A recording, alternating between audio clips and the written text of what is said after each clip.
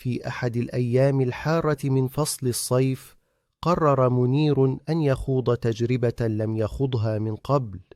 كان منير شابا في الثالثات، يعيش في مدينة تونسية صغيرة، وقد سئم من روتين الحياة وضغوط العمل.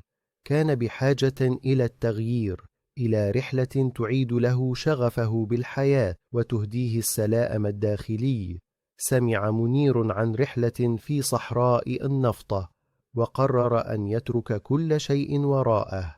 انطلقت الرحلة في صباح مشرق، وكان الطقس حارا جدا، لكن هواء الصحراء كان مختلفا، يجلب معه شعورا بالهدوء والسكينة. بعد ساعات من السير على الرمال الذهبية، توقف الجميع لشرب الماء والراحة. كانت المسافة طويلة، ولكن مع كل خطوة كان منير يشعر أنه يبتعد عن همومه. وفي تلك اللحظات بدأ يفكر في شيء غريب: الحياة البسيطة.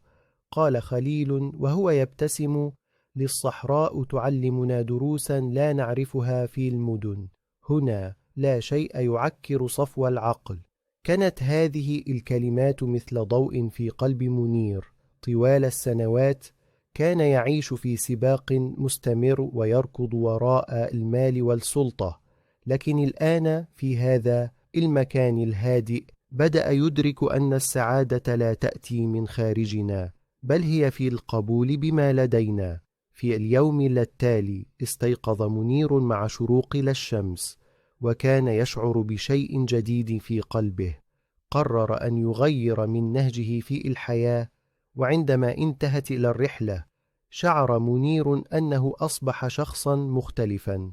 أدرك أن للصحراء لم تكن مجرد مكان للراحة، بل كانت مدرسة تعلمه كيف يتعامل مع الحياة.